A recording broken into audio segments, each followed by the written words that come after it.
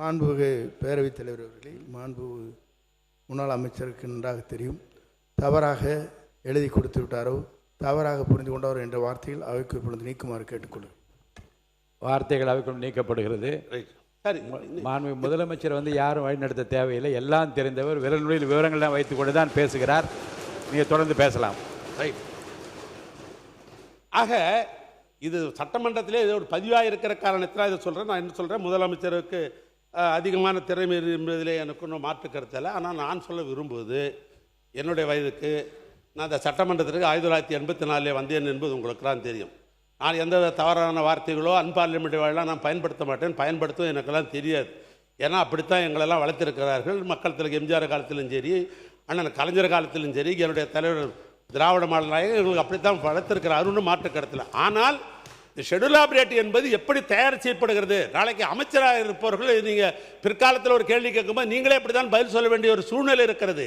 இந்த புத்தகத்தை நான் ஒன்றும் தயார் பண்ண முடியாது, ஷெட்யூல் ஆபரேட்டர் நான் பண்ண முடியாது.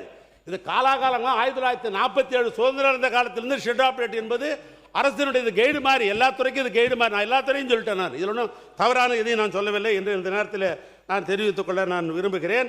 அதோடு மட்டுமல்ல, இந்த துறையை பற்றி நீங்கள் சொல்லணும்னு நினச்சிங்க, நான் சுருக்கமாக சொல்கிறேன். முதலமைச்சர் சாலை மேம்பாட்டு திட்டத்தின் கீழ் இப்போ இருக்கிற இந்த கொள்கை விளக்கு புத்தகத்தில் சொல்கிறேன்.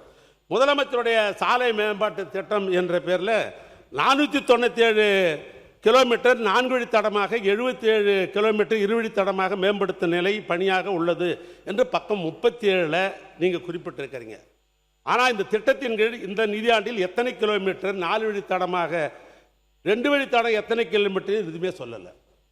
ஒரு ஸ்கீமை சொல்லலாம், இந்த விஷயம் இவ்வளோ பணம் ஒதுக்கிறோம், நாங்கள் இவ்வளோ செய்ய போகிறோம்னு சொல்லணும். ஆனால் அப்படி சொல்லலை. அதோடு மட்டுமல்ல, முதலமைச்சர் அனைத்து பருவ காலங்களிலும் தங்கு தடையின்றி சாலைகளை இணைக்கும் திட்டம், உயர்மட்ட பாலங்கள் அமைத்தல் ஆகிய தலைப்புகளில் நிலுவையில் உள்ள பணிகள் மட்டுமே குறிப்பிடப்பட்டுள்ளன. இந்த நிதியாண்டில் எத்தனை பணிகள் மேற்கொள்ளப் போகிறது என்ற விவரம் இல்லை. ஏன்னா இந்த முதலமைச்சர்ன்றது சட்டமன்ற உறுப்பினர்லாம் எழுதி கொடுப்பாங்க. முதலமைச்சரில் எனக்கு இந்த ரோடு வேணும், இந்த பள்ளம் வேணும், மழை வருந்தா இப்படி வேணும், அப்படி எழுதி கொடுப்பாங்க. அந்த தலைப்பில் பணம் ஒதுக்குவாங்க.